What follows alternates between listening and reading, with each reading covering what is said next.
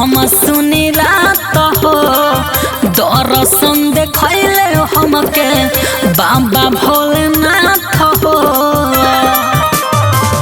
देखनी सपनावा जे हम सुनी रात हो दर्शन देखले हमके बाबा भोलेनाथ हो।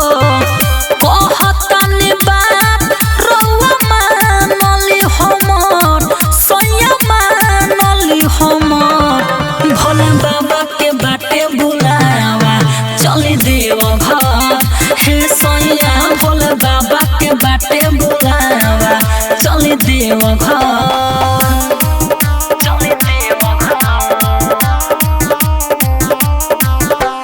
रिया films recording studio Delhi.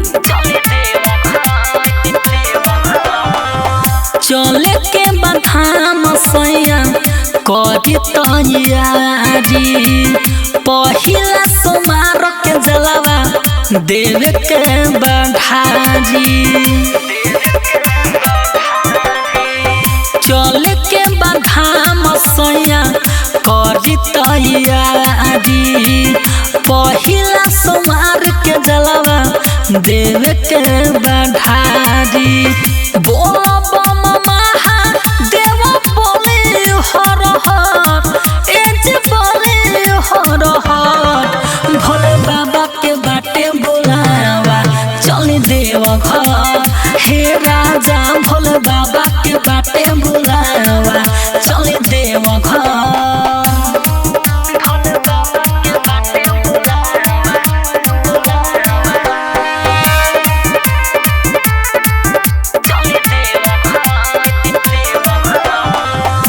Jitu Jitendra सैया राइटर किसानी कंवर बेल पतर धली गंगा जी के पानी।